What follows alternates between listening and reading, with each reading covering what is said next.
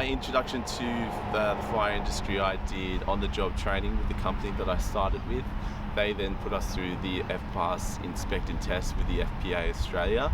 Currently I'm going through the FSA accreditation process, which is a series of modules to solidify my skill set and become a fully qualified fire safety assessor.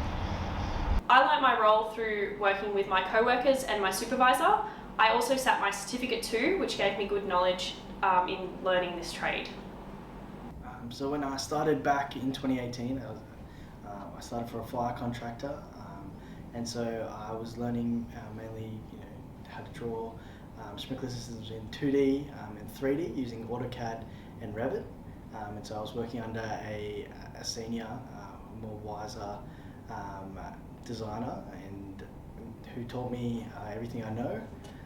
And then now switching over to consultancy, it's much the same. I'm learning under an engineer, learning how these systems really work from first principles, and then also using the relevant 2D and 3D software like Revit and AutoCAD to design and document.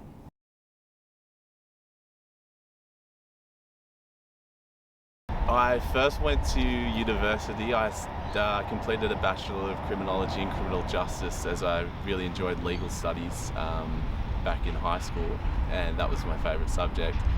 But ironically now I think that those skill sets are now transferring into what I do now in terms of the Australian standards and how they apply to the fire industry and my everyday day-to-day jobs, and in terms of assessment and understanding how the standards are applied to what I do. I have not been to university. I went straight into this job as a trainee, and from there sat my Cert 2, and it's got me to where I am today.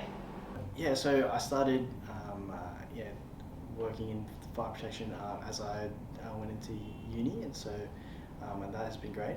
And so I did that for I worked for a contractor for 3-4 years, and then I've just made the switch to consultancy in the last year.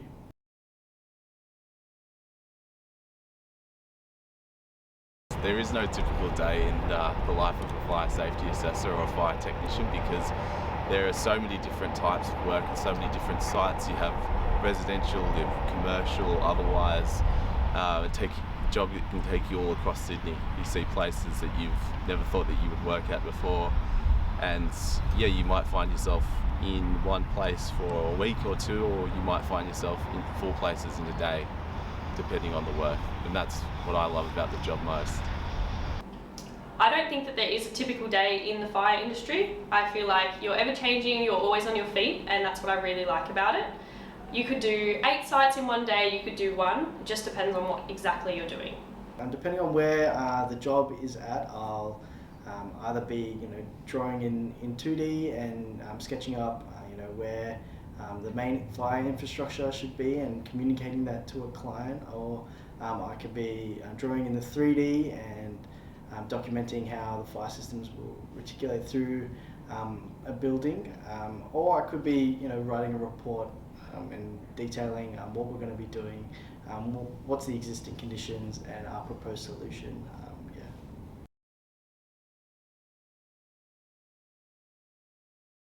Probably the most interesting site I've worked on would be Sydney Airport, the domestic T2 terminal, working in a variety of substations and installing fire-rated door sets.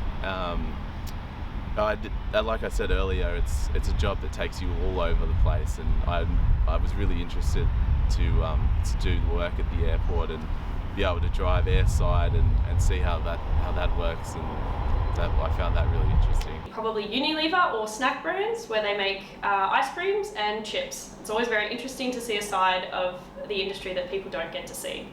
Currently I'm working on a university building for the University of Sydney, and what makes it complex is that it's an old laboratory building, and so they're still trying to keep some of the occupants there and working on their experiments, and so we're trying to install a new combined sprinkler and hydrant system into this building, and whilst also keeping the old infrastructure online until we could swap it over to the new. And so understanding all of that and the staging has been quite complex but really interesting.